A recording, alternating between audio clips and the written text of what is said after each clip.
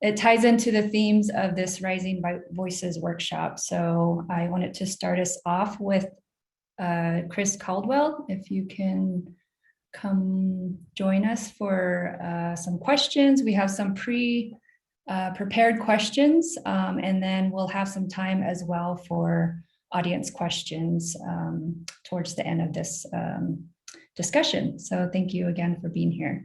So Chris, you have been part of the effort at the Sustainable Development Institute at the College of Menominee Nation to develop the theoretical model of sustainability. Could you explain what that is and how it was developed? Can you hear me? Yes. Okay, good. I don't know if folks are familiar with the model or what it, the visual representation, but I can share my screen for a minute if that would work. Oh, what are you seeing? Can you see the model? Yes. Okay. Yes. Oh, well, first of all, Poso Mauniwea, Poso Nate Jomat Manewak, Chris Caldwell in the Wiswan, Natoa Mawasa Way. My name is Chris Caldwell. I'm from the Bear Clan, and I thank you for inviting me to talk to you tonight. I really wish I could attend the Rising Voices workshop in person, as we all do. I miss those times. Of course, my schedule is a little busier than it was back then, but it's good to be able to connect this way. The theoretical model of sustainability is the way I've come to view it, and I've interacted with this model from my time as a forestry worker for our tribal enterprise and as a student at the College of Menominee Nation. I've come to view it as a way of sharing our story. It was a point of discussion that our tribal leaders came together on back in the 90s when the term sustainable development first came out of discussions in the United Nations, and with the Brundtland Commission report being out there, our tribal leaders met to talk about what did that mean, and more specifically, what did that mean in Menominee context. And so when they came together, they looked at the different, the three-legged stool models that most people are familiar with, the ecological, economics, and social a way of visualizing sustainability, but our leaders at the time felt they didn't represent our story. And so over a period of a couple of years, cultural, forest management, educational, economic development, and government sectors came together to talk about it, and they eventually brought out these 6 dimensions that they thought best represented the Menominee story of sustainable development within the context of sustainable forestry. The centerpiece of the model is visualized as our termed autochthony, or of the land, or nativeness, and it just represented the long presence of the Menominee on our landscape, which is evidenced through the creation story that took place 60 miles northeast of our current reservation, but also the archaeological evidence that continues to be developed that dates our presence back thousands of years. And as I've engaged with the model over time, I've found it as a way to help me understand, as I look at complex human environmental issues that we're faced with. And really that is what the Sustainable Development Institute that was created has come to focus on. It has a dual mission. It reflects on our experiences, but also as a way to then share out what we learned so we can develop solutions both as a part of our community, but more collaboratively with others that are seeking to address these issues that impact our human environmental relationships. The model itself is an extension of the body of work that our tribal leaders have done, but over time we look at ways to work the model, and that just means we're advancing our understanding of what it means and represents in terms of our people's story, long history of being on the land, being a part of the land, and how do we maintain those relationships according to the values of the Menominee people. There's a lot more to it than that, but I'll stop there. Yeah, thank you, Chris. And that's great. I was looking that up last week, and definitely a lot of work that's been put into it. So thank you. Maybe you mentioned a little bit about this, but how has that model been reflected in the forestry practices of the Menominee tribal enterprises? Well, the model itself is more a reflection of the forestry practices over time. And it's not necessarily just focused on contemporary forest management, which is our current relationship and how we care for the forest so the forest can care for us. But it dates back to even when the Menominee occupied over 10 million acres of ancestral lands that spanned Wisconsin and Michigan, living in that seasonal round, moving across the landscape based on when the different food sources were available, going to the different sites. And so in that context, those aren't necessarily forestry practices, but the values that were expressed through that way of living and how we've carried it in to inform the forestry practices. All of that story is what the model is trying to understand. But by building our work off of that story and framing it through this model, it does help us carry that forward as we do work with the current forest management sawmill and forest management enterprise that takes care of our forest today. Mm-hmm. Great. Well, thank you for sharing that. We have a few more questions for you, but I think I'm going to circle maybe back around to the other questions. Thank you. Kalani, we wanted for you to share with us, what does an intergenerational transfer of knowledge look like in Hawaii, and how does that relate to building sustainable food systems? Oh, thank you. As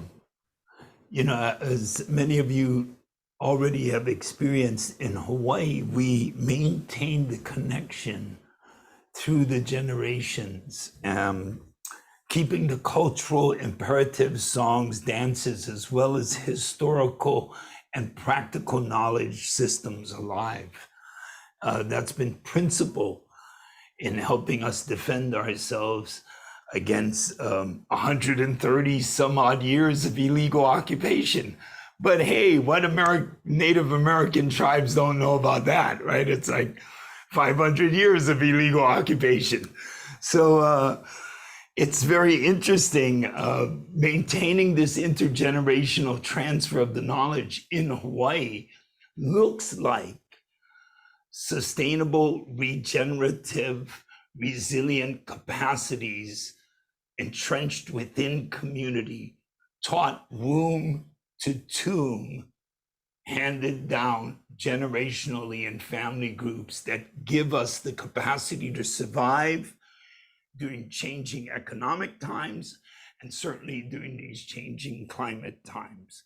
So yeah, the transfer mechanism itself between the generations is considered of great importance in Hawaii and is looked upon deeply by the people, as it has been by the peoples of Four Corners and the Great Lakes and the plains, who understand, and the Southwest, deep understanding of the relational aspects of the community, the people, the environment, and the generations. So in our culture, the word puna means spring, where the water springs up. The word for grandparent is kupuna, the person standing, ku, at the spring, puna. The word for grandchild is mo'opuna. Mo'o means lizard. So the little human on four legs crawling towards the spring is called the grandchild. And the person standing at the spring is the grandparent. So our information moves from grandparent to grandchild, jumping generations, therein preserving the information intact because it can be checked every other generation whether the information is transferring accurately. Yes, I like that. I like the way you explained it. Based off of that, what do you think are some of the barriers of transferring this knowledge between generations? That question. After several decades of considered applied research, towards this through the National Disaster Center, through the Spark Matsunaga Center for Peace, ACR Conflict Resolution, through anthropological studies, whereas Bob and myself landed on together philosophy and anthropology. I gotta say the barriers seem to be the solution, which is education. It's the structure of education that seems to be questionable. And I think the way we can sum it up is what Chris was talking about, the difference between the doctrine of discovery and the doctrine of relationship. It's no secret to most of you that I've been sick for quite some time and surprised to still be breathing. But just to let you guys know, I'm out of the wheelchair and I'm walking around, and give me a couple more years, and this is what I mean. In a couple more years, Chris, I'm hoping to be up in Menominee in August, dancing around those trees with everybody else at the powwow. And it's the thought of that. It's that relationship that we have that keeps me going. I remember you guys inviting me, and I haven't been there yet. So that's another thing in my life I plan on doing before I cross over to the other side. So those relationships, they keep us going. Those relationships to our generations and to each other feed us as we move forward. And I'm afraid in the world of modernity that deals in transactional arrangements where the IP right preserved through the knowledge base for the universities so that we can all capitalize might in fact be the main barrier to us sharing information in an open, transparent, and inclusive way. Great, thank you, Kalani. And I think somebody mentioned it earlier, or maybe I just heard the word earlier, like resilient. You're resilient. And you just have a positive outlook, and you're saying you're gonna be up in Menominee next August. That's great, I love it. Thank you. So I want to move over to Michael. We have a couple questions for you around Indigenous data sovereignty, which will be one of the themes on, not tomorrow, but on Friday, on the 1st. So I went to a workshop a couple years ago by the Native Nations Institute at the University of Arizona, and this is their definition off of their website. Indigenous data sovereignty is the right of a nation to govern the collection, ownership, and application of its own data.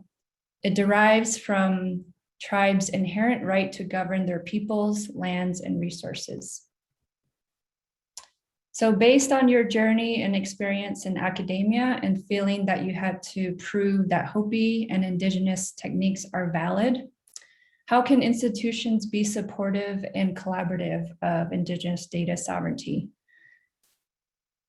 Well, thank you very much, and thank you very much for inviting me. Let me just pop up real quick. Can I share my screen 1 second? And I would like to do that if possible. Can I do that? I believe Yes, go ahead, so, Michael. yes. The screen, okay. Okay, so when we talk about data sovereignty, you know, we first have to find that we first have to have the data. You know, and being an academic, there is very little data in Indian country. And so as a result of there not being data, we come up with maps like this that was administered by Boston, which shows the fair market value of land in the United States. And on this map, you can see all those little brown spots right there. That depicts Indian country, which is valued, and according to this map, as not worth anything. You know? And so what I'm trying to do is take some of the data that is available, and by organizing places like, you know, the Natural Resource Conservation Service, Native Land Information Systems, to reverse this map. I'm going to come up with a biodiversity map of Indian country. That will also include Hawaii. I'll never forget my brothers there in Hawaii, Kalani. And so I want to show people that our value is still here, that we are still in most of our lands are still in its original state, you know, before pre-colonial contact. And by using this map, I hope to bring data to the forefront that will allow us to support some of our ideas as far as infrastructure is concerned. But, you know, that map right there is kind of troubling me. And so I wanted to do something different here. You know, I kind of wanted to also announce that, you know, part of this process to bring the sovereignty back to the forefront, data sovereignty back to the forefront, is the new Indigenous Resiliency Center that the University of Arizona has put forth. That's going to be starting, I think, in the fall. Dr. Carletta Chief, she happens to be here, I think, is going to be leading that effort.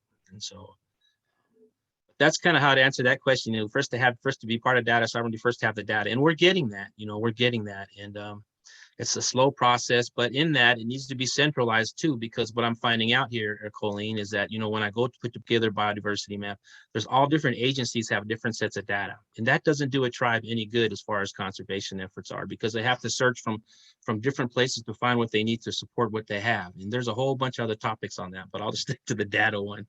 And so, but thanks for letting me come here. Thanks a lot.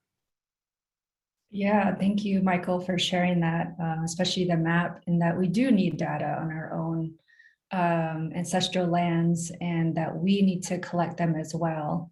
I know for some Indigenous scholars, they might be maybe having challenges with that, you know, in the institutions as well. And so I think more discussion will be centered around that on Friday. So another question for you, according to the Indigenous Seed Keepers Network, some of you might be familiar with that under the Native American Food Sovereignty Alliance.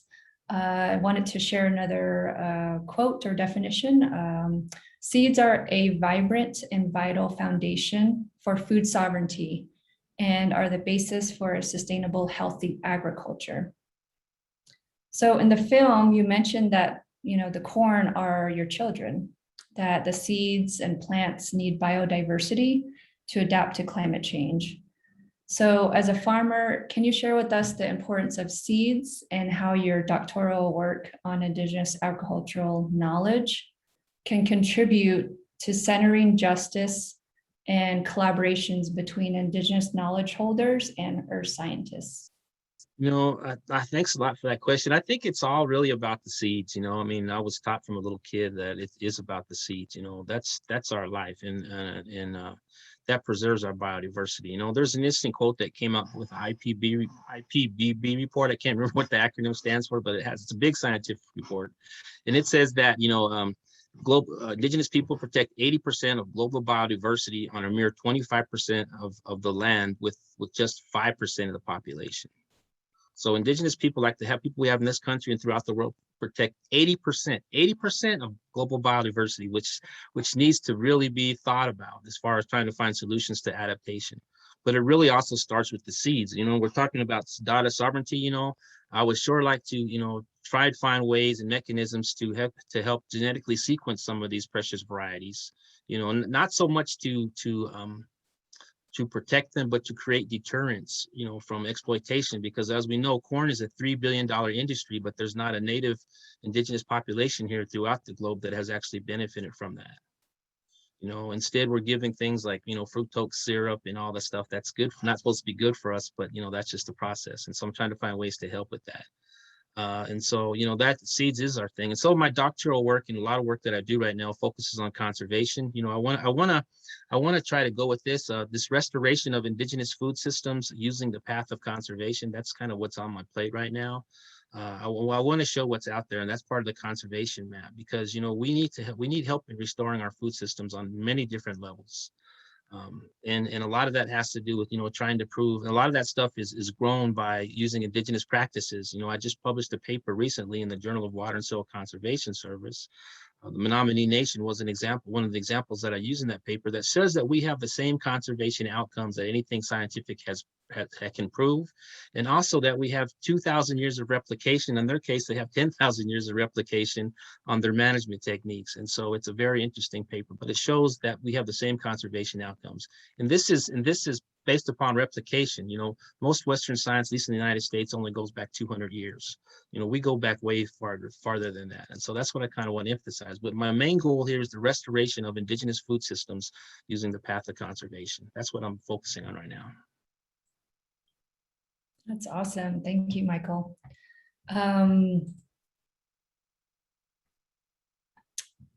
So I just want to remind everyone, if you have any questions or comments, feel free to put it in the chat box. We'll get to those here in a little bit, but I wanted to invite Anna and Costa. Following up on the theme of data sovereignty, what did you learn about best practices while documenting tribes and collaboration while working on this documentary? Thanks, Colleen. It's great to be here with you all tonight, and thank you, Julie and Heather, so much for including the film in the Rising Voices Conference. Costa and I are joining you from New York State, which is the ancestral land of Lenape-Munsee people, past, present, and future. And before I talk a little bit more about the data sovereignty and collaboration lessons that we learned while making the film, I just want to give a pretty brief overview about how the film got started, because there's no way that the film would have been able to happen without collaboration from a lot of the people that are here tonight. And we're really grateful for all the collaboration that made this project possible. In 2018, I was doing climate research with the Native Waters on Arid Lands project, and that's where I first met Chris, actually. And through that work, I was able to attend a lot of academic conferences, like the National Adaptation Forum. And when I was in these academic spaces and in conversation with tribal project leaders, one message that became really clear was that there wasn't enough media documenting the important work that was being done on their land from their perspective.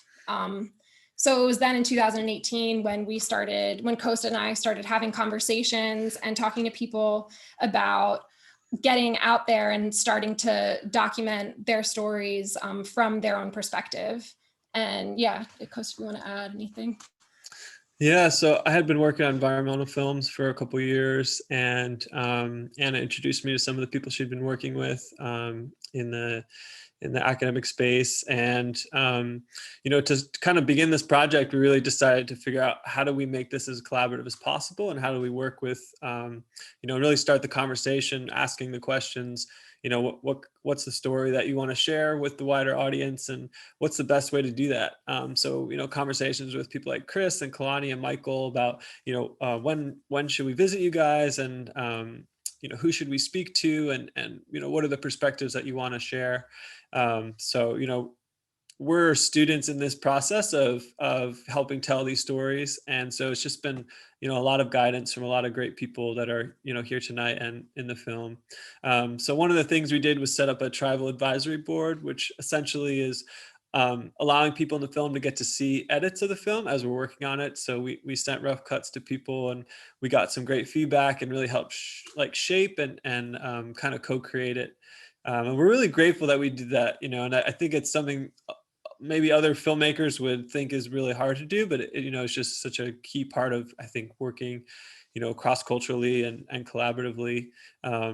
Michael Johnson actually gave us some great feedback at one point. We had this like 1940s government clip that was one of these kind of inappropriate and slightly racist films about native land stewardship, and we thought it was ironic and would help kind of talk about some of that history. And it was really helpful because Michael helped us see that even though it's ironic and maybe like tragic that it was created by the US government, it's also could be confusing for younger people to see that. And so there was a lot of sensitivities and a lot of great feedback and help kind of being able to work collaboratively.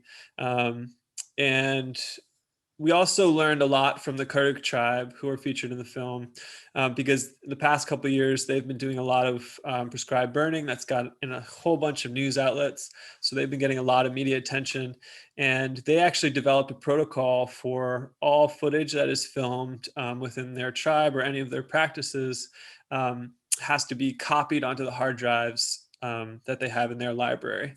So the way they've set up this intellectual property rights protocol, essentially when people come and document what they're doing, they're also helping in building an archive that everyone in their tribe gets to access for free. And it's part of their library. So I think this is a really great model in terms of helping, how can we work together not only to create films and articles and photography and all these different things, but also help build the archive of the people we're working with. So if anyone wants to see more information about that, you could always send us an email. But the Kirk tribe has a really interesting model for that. But yeah, again, like Anna said, this film wouldn't be possible without collaboration. So we're really grateful to get to talk tonight. So thank you. Awesome, thank you, and Costa. I don't know if you guys maybe we'll do it at the end of the webinar or at the end of this, but that I was introduced or am part of this impact screening series that we are doing for Inhabitants, this film. And so I don't know if you guys want to put a plug in for next week's upcoming webinar, which is going to focus on Blackfeet, highlighting Blackfeet Nation.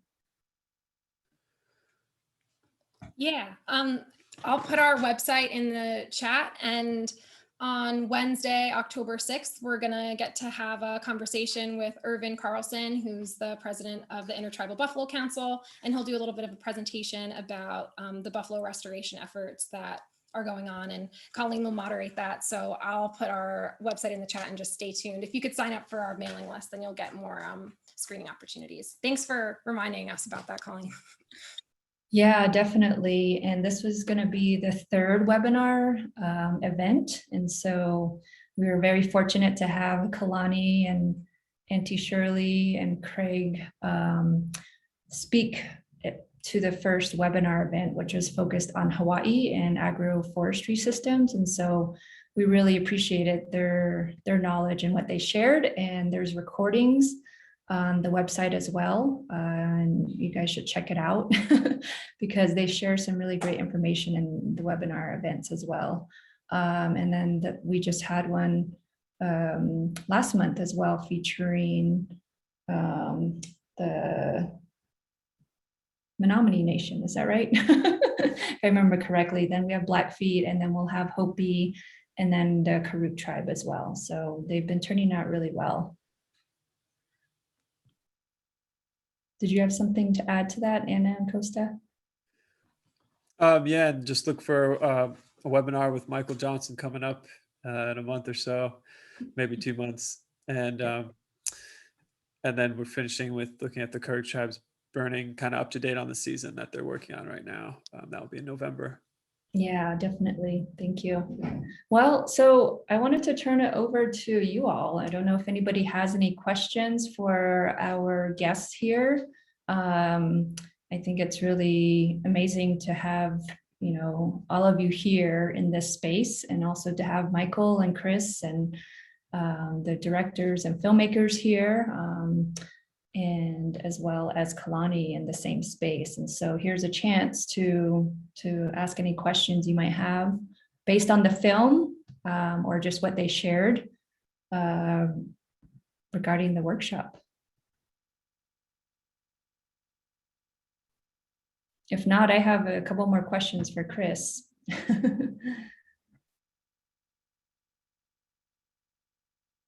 Well, I'll go ahead and ask. So another question for you, Chris, if you don't mind answering. How do you approach Indigenous place-based research in your work at the College of Menominee Nation?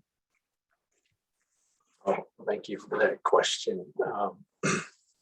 That's actually what I'm wrestling with right now as I work on my doctoral program. And really the focus of Indigenous research methodologies as a part of that program is a reflection of my experiences at SDI and in connecting with a lot of other Indigenous scholars, both longtime established scholars, Indigenous students right in the midst of their work, but also the community teachers, practitioners, those that are just engaged in that daily way of living. And I feel really fortunate that, you know, at the time when I came into being the director of SDI, I felt like that was a full circle moment. I had started as a student. I was introduced to the theoretical model of sustainability, and at the time, I thought it was a little over my head, but I just kept using it to frame how I approach different assignments or different topics that I came across. And it just developed over time as, you know, not only framing how I thought about things, how I wrestled with complexity, but also then how did that result in the further work that I did in the positions that I had, the people that I came into relation with. You know, I see a lot of faces here over the years, names on the screen that through our SDI projects. I see Paulette and Julie and Kalani and you know, Alyssa. There's a number of, Jasmine I see on here. I don't know if that's Jasmine Niosh, but she would be a one to really tell that next generation of the work with the model. But really the whole pursuit of my education is always reflected on experience. My associate degree, bachelor, master's, and now doctoral degrees have all come after I've done the work, after I've worked in the forest, after I've worked in the administrative side of forestry, after I've spent 7 years leading the Sustainable Development Institute. And so that reflection of drawing from experiential learning to then frame it in the academic way of learning is really what I've come to see as my methodology as an Indigenous researcher. And so that's really premised on the relationship with the land, how I've grown up in our community, and now the roles that I've been taking on in terms of leadership. The funny thing is, I really wanted to get an education because I wanted to work in forestry, because I felt like I better communicated with the trees than with people. But the more I went to school, the more I got jobs that required me to interact with people. So I don't know, go figure. But you know, the place-based research, going back and now looking at what was developing over time through Vine Deloria, through Dan Wildcat, Kovac, Smith, Wilson, all that foundational work, that theoretical work that has laid the path for this applied research. You know, what the way I view our work, the application of not just the theory, but then how do we put those stories into action and continue to develop them? And it's gotten to a point now where I think of, I've used a quote from one of our leaders from a long time ago, Chief Oshkosh, when he was faced with a question posed to him at a tribal council meeting. And his response was, I wish to pursue a course that will be best for the generations that will come after us. And that really like resonated with me. And that's what really pushed me to apply for the doctoral program, because he was talking about me and my generation at the time. And that just, you know, as old as I was at the time, you know, I feel like I should have known that a while back, but it just like hit me. And so now my whole focus is even more so, what can I do now so that those generations after me will be able to have the best available to them, that our language is revitalized. It's a common, that it becomes a common language in our community again, that's how we operate. And actually I came up to this meeting, our charter school for Menominee language was having a meeting. So I wanted to sit in that, and then I came into this. So when we talk place-based research, I think language really has to become an even bigger part of what we're doing at the college, and what I'm doing as both a student and as a leader at the college. So I appreciate that question. Yeah, definitely. And it sounds like you're incorporating some of that into your doctoral work as well. And yeah, thank you for sharing that. And I don't know if anybody else wants to comment or add to what Chris just shared.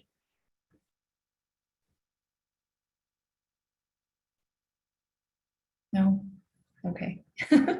If not, we have a question regarding, if you had to do this film again, what would you do differently, or who else would you invite? And so it's open to anyone to answer. I could say briefly that through making this film, we've gotten to work with a producer on the film, native filmmaker Ben Alex Dupree, who's an incredibly talented filmmaker. And he's been really interested in thinking about like an ongoing series of this project, that he would probably be the director. And we kind of work with him and create a more native-led team and think about how does an ongoing series, how might that look? But I'd love to pass this question on to our guests here, in terms of maybe what are some stories that you guys are seeing in your community that you think would be, be good to document or to help share or help to uplift right now. I mean, our experience was that, you need 1,000 years to document all the stories that even we just saw, and there's so many lives and there's so much happening. So I'd love to hear from you guys. What are some of the things going on in your community that you would love to see more media attention on, or more documentation?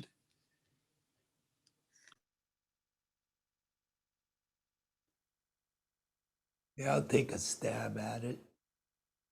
Stab might be a bad word, but in the moment, I'm always poking around things, and that's part of the problem, But using stories to tell future lessons is an ancient art form. So I would think that driving beyond just a single documentary to a series that continue to address the needs of community can only be applauded. I'd also like to suggest that what we really need to do is create an interrelated network of media stations. I know Chris and I have talked about this with Daniel for quite some time, where we could continuously upload information and more communication and build stronger relational networks through the sharing of these media pieces. Now, from my personal perspective, I think of the internet as Gutenberg's printing press of the 21st century. So if we're not using our ability to tell our stories forward into the future, to give the generations coming the mythos that they need to survive, we're missing a great opportunity. So while I value the stories we've all shared with each other, stories from the past, deep and relevant, I think it's more important that we find a way to tell ourselves new stories into the future about who we can be. Thanks a lot. Thanks a lot, Kalani. I appreciate that. I leave it to you to bring the good old Gutenberg press back. That's something that I learned about when I was first going to school, and I'm sure it'll still come in handy someday, right? And so I appreciate that. And talking about stories, I think if you look at the media, what's out there, like on CNN, Fox News, whichever one you choose to follow, there isn't really much about Native people. But yet we sit at every top of every socioeconomic statistic that's ever been put up: higher cancer rates, higher alcohol rates, higher diabetes rates. But we don't talk about it. They're always talking about the Hispanics or the African-American plight. Indians have a plight too, according to Vine Deloria Jr. In fact, in Custer Dies With Your Sin, he talks about that. That's one of his opening statements. Indians always have a plight, right? And so, we have to look at that. In the stories that we tell, we need to tell more stories of resilience. We need to have stories that are in the mainstream media. None of this, going to the museum and looking at my relatives on black and white pictures, because that's all I see when I go to the museums. It's just Indians being framed in a context where we're just standing still. Makes no sense that way. And so, I have a vision someday that we will once again thrive in our communities. In fact, we will lead the United States in food production in Indian country. And we will once again be feeding the people who are looking for solutions. And so that's what I hope for. But, with all that said, I want to find ways to help, protect our information, not be exploited, not be extracted, but hold on to what we have. And by doing all this, I really hope to reinforce our culture. Same thing what Kalani and Chris were talking about. Using media to help guide people, to help us reinforce our culture and not try to find ways to either manipulate it or take it apart, which has been done in the past. And so, these movies like what Costa and Anna have made are very cutting edge, in my opinion. And I hope we do have a series, and I hope it gets a lot of play, because we're still here. There's a picture in one of my museum displays where they have a loincloth, the Hopi guy from 1920s wearing a loincloth and a planting stick, and I said maybe I could take the same picture, but the museum says I can't do that. And so anyways, it's just kind of fun. But these films should be applauded. These producers and directors should be applauded. And I'm also glad that they're looking at having more Native involvement, because we've been left out of things for such a long time. The recognition that we seek is not so much a recognition that's going to bring something important, but what Vine Deloria Jr. said one time, in his Custer Dies For Your Sins, is that the American Indian during the civil rights movement was not looking for equality. He was simply looking for recognition. And we're still doing that today, and so I really appreciate everybody being here, in the panelists, of course, and, all the good people here. And it's raining right now, so I'm extra happy. And so that's a good thing. So thanks. And to Costas's question there, I think there's a number of ways to tell our stories. The whole Reservation Dogs series that came out, there's so many connections there that people feel to it through Indian country. And it reminds me, as you asked, that one of our fellow Menominee, Justin Gough here, he actually was a part of that Between Two Knees play that the 1491s put on. And my wife and I were able to go there, and he had lived out in Oregon for a while, Denver, and now he's back home. And one of the things as I watched Reservation Dogs is how can I figure out ways to support Justin, because he's a screenplay writer, and he helped to write a fictional story, or what is it, based on a true story, fictional movie about mining issues around Menominee, kind of, you know, the whole No Back 40 mine effort, that they created a story based on those issues. And so I think it's not so much maybe the topic itself, but the having the Indigenous people leading those stories and developing. So if there's any way that, you know, through your connections or the resources and people that you have available, if you're able to connect with Indigenous peoples to help them tell those stories, that's probably, you know, that next evolution in this storytelling step here. You know, we always need people helping wherever they can, but we also have people that are able to tell those stories. So actually, I'll try to connect you with Judd. He's a really cool guy.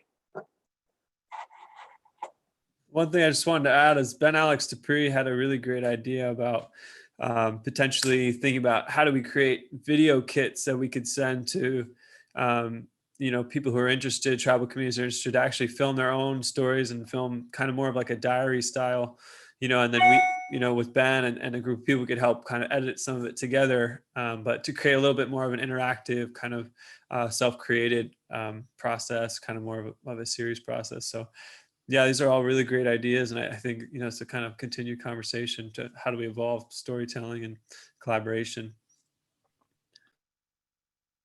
Yeah, definitely. Thanks for adding that question in there, Costa. And I think what all of you have shared and what we know as Indigenous people is, yes, like you said, Michael, we are still here, and that, you know, those perspectives and ideas need to come from us, but also in, you know, there's always, I think you mentioned it, Michael, in the film too. It's like, you don't want to exploit your culture, but you want to be part of it as well. You know, we're always kind of balancing Indigenous knowledge and the ways of living, and also Western knowledge and their ways of living as well. So I think we all understand that here. But with that, thank you all for such a great discussion and sharing your knowledge and your experience, and really appreciate your time. And with that, I'm going to turn it back over to Lisa to close us out of this symposium. Yeah.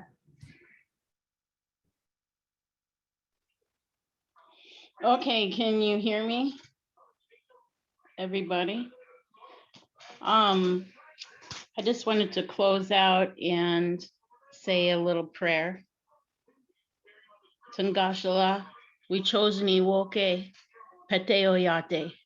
We chose ni woke ohana. We chose ni woke Tangashala. All of the people that are traveling, that continue to carry on the work of Bob Gough, Tangashala and my relatives, and all of those that are warriors of today. Watch over all of our children, our families, keep us all sick and protected from COVID. Mitakiase.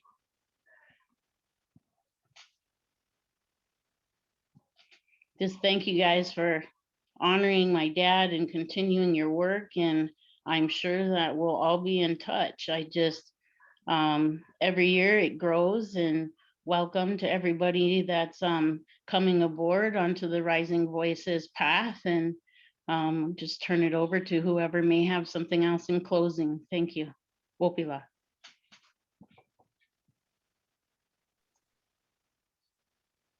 Thank you so much, Lisa, and to the whole Inhabitants team, to our beyond inspirational speakers, Kalani, Chris, and Michael, to Anna and Costa and Colleen for your fearless moderator, and all of your shared words and reflections. Lisa, for sharing all that you have and for sharing your dad with all of us. To Kalani and Julie and Fred and Frida for all of your lifetime of dedicated service to climate justice, for your your continued mentorship and leadership and guidance and your teachings and shared wisdoms, and to so many on here, to Ramsey and Elena, and just I mean I could just go on, and it is the deepest privilege of our lives to get to be even a small part of this. And finally, to Bob, cheers, my friend, and thank you for being the most interesting man in all of our lives. We love you all, and we will see you, for some of you, bright and early tomorrow morning. For others, you'll have likely had your breakfast by then. But we look forward to sharing some good virtual meals and good conversation together tomorrow. Thank you, everyone. Love you. Mahalo.